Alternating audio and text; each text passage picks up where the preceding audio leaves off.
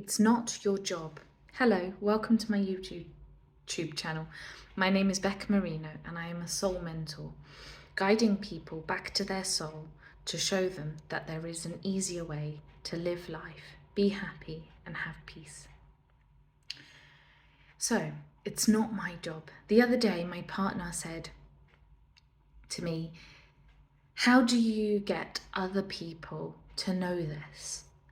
How do you get other people to see what you're talking about? And she's asked me this a few times actually. Now the short answer is you don't. It's not my job. It's not down to me to make you see something different. It's not down to me to give you a different thought. It's not down to me to make you see the innate resilience inside of you, the innate peace inside of you, the innate wisdom, love, amazingness that lives in you, that is you, that I am, that is you. It's not down to me for you to see that. It comes from within. There's something inside that awakens. There's something in our soul that knows this to be true, that knows there is more to life, and there is something different than what it seems.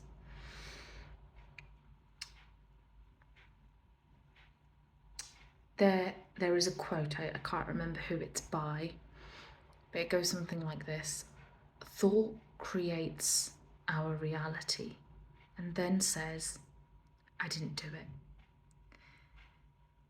And that's exactly what happens. We are living in a thought-created world. So a while back, I made a video about titled I Never Get to Play. And this was based on the 7-year-old that I look after. And he was very much lost in his story that he didn't have enough time to play, and I wasn't letting him play, and his sister wasn't letting him play, but it wasn't his fault. He really wanted to play, and he just couldn't because nobody would let him, the world wouldn't let him. No matter how I tried to tell him, it's, you know, your sister's not doing anything, I'm not doing anything to stop you from playing. No matter how many times I said it, no matter what I done, nothing worked. He was still stuck in this story. He still believed this story to be true. I never get to play and it is not fair. Until yesterday, I picked him up from school and he said, Becca, I know exactly what I'm going to do when I go home. And he said he had 2 hours to sort of, you know, the after school time is 2 hours before bed. And yes, that includes homework, dinner and free time. And he split up these 2 hours into 5 sections. 2 30-minute sections and 3 20-minute sections. He'd done that all by himself off his own accord. I told him the day before that there's 2 hours, and then whenever it occurred to him, he decided to split up these 2 hours into 5 sections of, you know, what he wanted to do, what he believed, how long it would take him to do each thing. And it worked. And I've done that several times. I've given him time slots, I've made him timers. None of it worked. It still ended up in meltdown and tantrum, and it's not fair and I don't get to play.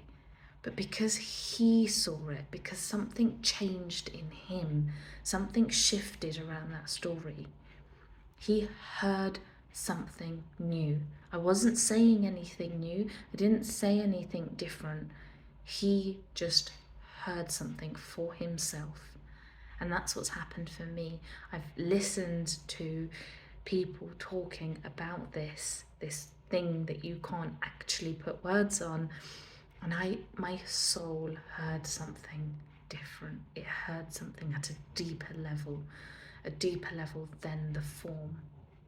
That formless energy, that which we cannot see, but we can feel it. It's a sensation. So who knows how that's going to play out. Now that he's seen something different, I'll keep you posted. So when you know, how when we ask the question, how does somebody else see this? It isn't about them. It's, you see this, look again, and everything you think you know, everything you think you've seen, you think you understand about thought. Oh yeah, I know it's all thought, and I hear this a lot, and I hear myself saying it as well. Yes, I know it's thought, but, and the minute we put but, it means we don't know it's thought, or whatever we've said, I know it's. The minute we add the but, it means we're saying, I know this is thought over here, I never get to play, this is thought, for example, but I don't have enough money to pay my bills. That's not thought, that's true, that's reality, that's a fact. And even though it might look like that, it might look true, that that's what's happening, but it's not a fact. It's still thought. That reality, that experience came from thought. It's like if you made something out of Play-Doh, you made two things out of Play-Doh, you made a pizza and you made a Munster, and you knew the pizza wasn't real, you didn't eat it because you knew it wasn't real, but you looked at the Munster and you believed it to be real, and you said, no, that's not Play-Doh, that's a real monster and I'm terrified, and you ran away. That's what we do when we say, yes, this is thought over here, but this is absolutely not. It is. They're both thought, because they cannot, everything is created from thought. Like the two things made out of Play-Doh, they're both made out of Play-Doh equally, whether it's a pizza or a Munster, whether it's I can't play or I don't have enough money, or it's I'm no good at doing XYZ, or I'm not good enough to be in a relationship, or whatever the story is, whatever is most present, whatever the reality, whatever's going on in your world, in your experiences, the foundation, where it comes from initially, is thought. So in order for your reality to change, to see something different, the thought, you're not going to get the answers from that same thought. It's understanding what's happening underneath. So when we see that it's thought that is creating our reality, that in and of itself breaks apart the thought. It unravels it, and there's never an end point, because it will just keep on unraveling. It's like, oh, it's thought, and then you get to see it again and again and again at a deeper level. It really does fascinate me, because I've been around this understanding for 5 years now, and I really didn't think it could get any better than this. And then when my 7-year-old says that to me, I know what I'm going to do now, I know. And he's believed this story for almost 5 years. Yeah, he's had massive meltdowns over not having enough time to play since he was 3 years old. And now all of a sudden it's gone, he's okay. The story's just, it's like, wow, even that is thought.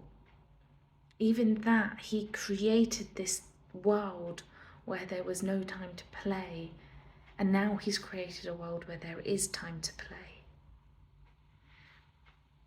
So find a way where you can create a world where there's time to play, and there's time for everything, a space for everything. I hope you have a lovely day, and I'll see you somewhere soon. Thank you. Bye.